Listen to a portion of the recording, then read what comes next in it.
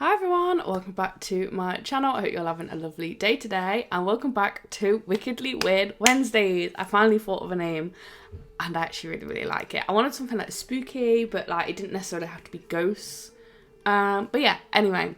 So as you guys know, in these videos I will be doing my makeup and telling you guys some ghost stories. So with all that being said, leave a like if you enjoy because it really does help me out. Don't forget to leave a comment because that also really helps me out. If you don't know what to comment, just comment algorithm. And if you are new around here, please consider subscribing because I'm really trying to hit 700 subscribers before my birthday and we're getting so close. So yeah, let's get into it. So I quickly put my hair up, well kind of, just out of my face, and I've prepped my eyebrows and my lids for eyeshadow. Now let's get into it.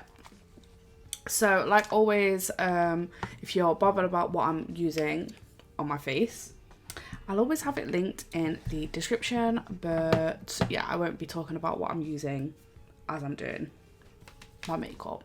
Okay, so this story is called My Recently Passed Cousin is Haunting / Looking After Us. My cousin was killed in a car accident last year on Christmas Eve morning. Oh my god. My family and I are still grieving and healing from this unexpected tragedy. To get right into the story, I woke up around 2 o'clock in the morning because my puppy needed to go outside to the toilet. I opened up my door and I could have sworn I saw a dark silhouette of a woman looking at me for a split second before it vanished in the open room right next to the front door of the house. To me, I thought I was just half asleep and just seeing some shit. The next day, I was on my gaming laptop playing DayZ and hell let loose because I had nothing else to do at home and I was alone as well. A few hours passed and I had this weird feeling that someone or something was watching me. So I look on my right at the sliding glass door and see a reflection of a head and long hair in the same room of where I saw the shadowy figure. I look to my left real fast and see half of a face, shoulder, and with blonde long hair, just like my cousin was peeking at me, and it disappeared instantly when I saw it. I'm 100% certain that it was my cousin checking on me. I hope that it is your cousin and hopefully that like brings you a little bit of like comfort or like peace. Or it's never nice when someone passes away, especially if it's something sudden and like unexpected, like a car accident, but that is still pretty creepy. I still find it really creepy, even if you like know who the ghost is or you think you know who the ghost is. Oh my god, this next one is called Malicious Spirit Encounter. I just went ahead and finished the other eye just because I was kind of struggling to concentrate on reading the story and doing my eyes at the same time. So yeah, anyway, now let's actually read this story. Me and my ex-partner moved into a relatively newish house and nothing felt off or bad about it. The only thing I had ever noticed was that the back bedroom, which was only a spare room, was always cold, and even in the middle of summer it was cold. One night her snoring was particularly bad, so I went and slept in the spare room. Mood. The wardrobe was on the wall that the side of the bed was facing. During the night, I felt a female presence come out of the wardrobe, get onto the bed on her hands and knees and crawl across the bed and then lay herself across my chest. Oh, what the hell? I was laying on my left hand side at the time. I had gone from a deep sleep to being half awake and sensing her, then feeling her crawl across the bed when she lay herself across me, and I was starting to panic a bit and trying to wake myself up quickly. Of course there was nothing there when I managed to wake myself fully. I dismissed it a bit as maybe a bit of a bad dream, but the thing that was off was that when I was half awake, I was definitely alert and aware what was going on, but I couldn't move or wake myself fully without some effort. I let it go until a few months later, a guest stayed in that room and had the exact same experience. I hadn't told anyone about it since it happened, but with him having the same thing happen, it made me think that it might not have been me dreaming. Oh my god. I genuinely don't know what I would do if I was just asleep and I felt someone crawl in my bed and more so lie across me And then, you know, you like jump up, you like wake up, and then there's literally nothing there. I genuinely don't know what I would do. That is so scary. But also, I feel like the part where he was on about his missus, like, snoring too loud, so he went in the spare room. That is so funny. Honestly, when Kane snores really, really loud, I could genuinely go and get into Aurora's bedroom because a girl needs some sleep, you know? So this one's called I've Known a Ghost Since My Childhood. I've been waiting to share some experiences myself and my family have had, dating all the way back to the mid-1990s. For quick context, I am the oldest of 4 sons and we all grew up in this house. It's a small 3-bedroom home in a quiet subdivision surrounded by wilderness. My parents bought it in 1982 and I still live there today. I come from a superstitious and some would call sensitive family. Most of seem to be in tune with our extrasensory perception. In no way do I consider myself to be a psychic or someone with extremely good precognition, I hope I'm saying these words right, or clairvoyance, but I do feel like I have been aware of an unexplainable presence or feelings. Now let's get into the story. My mother explained to me that before she became pregnant with me, she never really noticed any strange or paranormal occurrences at home. When my mum got pregnant, she said things changed. At this point, she started feeling a presence while at home. My father's work at the time had him gone for a week at a time, and my mum would find herself feeling lonely and overthinking. At night whilst trying to sleep, she felt like someone was in the room with her. She said it wasn't an ominous or negative energy, but the opposite. As her pregnancy continued, small objects started vanishing and showing back up. She brought wind-up toys and toys that were activated by buttons. She placed them up on a shelf in a closet. They ended up on the closet floor, activated and playing. Ah, no! She says she saw a female figure move from one room to another in the upstairs halls. Sorry, I really struggled to read that sentence and it really wasn't that hard.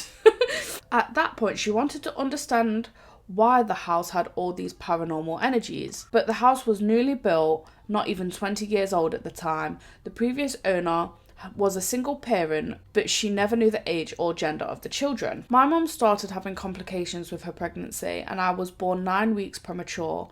I spent the first 6 months of my life in the hospital dealing with issue after issue. But I managed to pull through. I know this isn't related to the paranormal, but it's important for context later. There was a time when I was a few months old when a pair of hats my mother and great-grandmother wore to a wedding somehow got moved from the attic storage into my mum's closet. It spooked my mum momentarily, but by then she had come to terms that she was sharing space with some sort of friendly spirit ghost / presence. These things didn't bother her too much, but besides that, not much else happened. One of the strangest but powerful things that happened in my childhood home took place when I was still very young. You see, even though I was 8 months old, I still couldn't roll myself over very well or sit up. Embarrassing. Sure, but what could I do?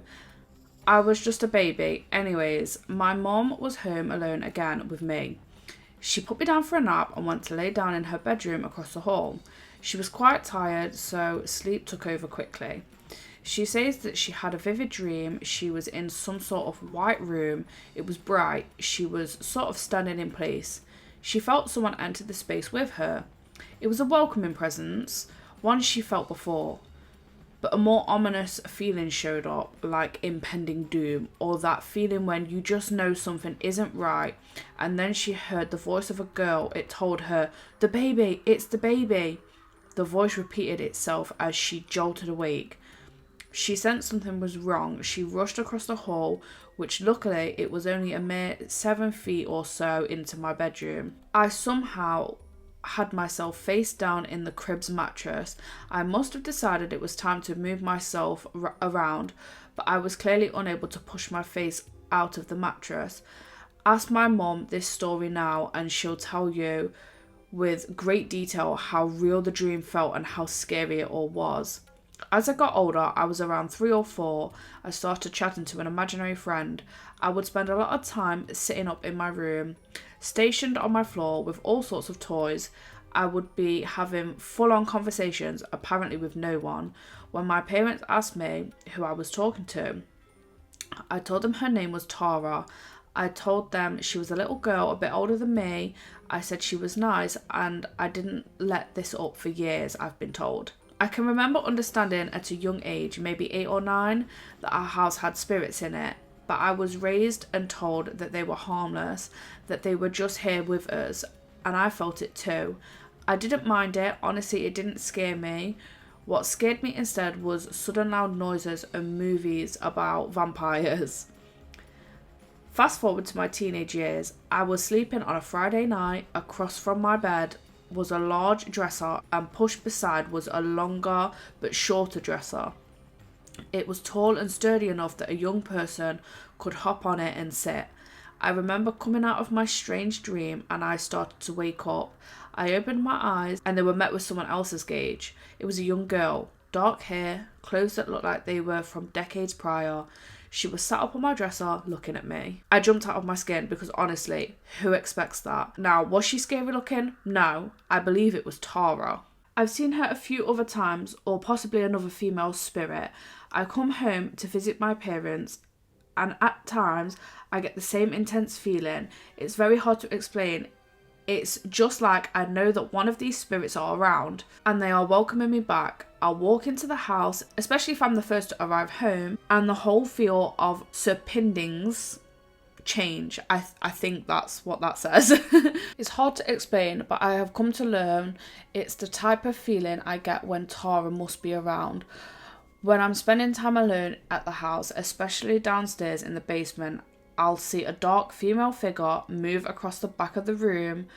Oh my god. The shape of the body reflecting off the glass paneling of my parents' bar. It'll move into the laundry room and disappear. I've seen it in reflections of windows upstairs, standing in various spots around the home, as if they were just sharing space with me, as if they were just trying to say hi. Oh my god, that is freaky. I'm older now, I just turned 30, but in all the apartments I've lived in, I've had paranormal experiences. Nothing horrifying, thank goodness, but I always seem to have something happen, and I'm okay with it. Maybe I'll share some of these moments another time. I would be lying to you if I tried to make my story sound like some horrid poltergeist haunting with objects thrown and evil lurking around, but I truly believe not all aspects of the paranormal are spooky and scary. Sometimes they are strange at times, but they are wholesome. The experiences can be enlightening, that maybe we do share our lives with others who have passed on, who just want to make themselves known. Maybe to watch over us, who knows, it's all complex, but I do believe that I have had ghosts follow me around all my life. Wow. I mean, I'm glad you've always had, like, pleasant experiences. My partner actually said that he used to have an imaginary friend that everyone believes is a ghost that used to live in his toy box. Apparently he used to have full-blown conversations with his imaginary friend. I don't know whether he said the name. He might have done, I'm not sure. But yeah, his parents and like him, from them telling him, now like they all thought it was a ghost. Yeah, it's just freaky. My friend, this is not related to this story, but my friend, when she was home, she was having a shower and she said that someone like tried the door handle of the bathroom, and obviously she answered back like, yeah, I'll just be a minute, like, and kind of rushed to come out thinking that it was her parents. And at the time it was just her mum and her dad that were home.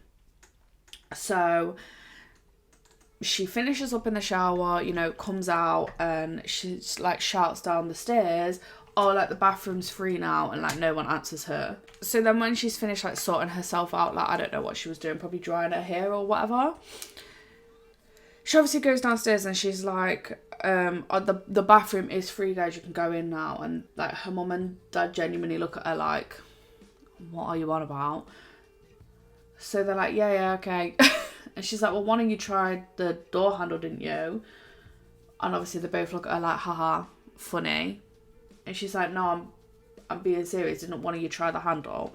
And at this point, they're like, oh, shut up. Like, you're not going to scare us. And she's like, then completely freaked out. She's like, what on earth? So she leaves it, doesn't say anything, goes back upstairs. And then, like, a week or two later, she asks her dad, I believe. It was either her dad or her mum. She was like, was you guys just trying to scare me the other week, like when I got out of the shower? And her dad was literally like, no, like no one tried the door handle, we was just watching TV, like no. And she genuinely believes that a ghost tried to open the door, just because she asked them like 2 weeks later, like why would they be lying about it like 2 weeks later? Like the scary aspect is gone now, and like they didn't get a rise out of her or anything, like, you know what I mean? So she genuinely believes that a ghost tried her door, which, ooh, that would just be so scary. I think that's the one thing that would scare me the most, if like I saw something moving or like something thrown across the room. That would be like the worst thing ever for me personally. And then my other friend, she has said that ghosts have followed her around like her whole life, which is honestly so scary to me. I don't know what I would do. But there's actually, and I've seen this with my own eyes, there is a picture of her. She's on a trampoline, and you know, it's just her in the picture. And then when you look at the picture, there's literally no word of a lie. Like, you can't mistake it for anything else. There is a ghost, like a face, right next to her on the trampoline. And it's like weird because it's not like it's a full face, but it's not like fully, like, you know, like when you see someone's face, like there's colour and all of that. It's like a weird, misty, kind of foggy looking face. It is the scariest thing ever. And they believe it to be her granddad. But that is honestly one of the scariest things I've ever seen. And obviously it's not like an edited picture. It's like a printed out picture of like when she was younger.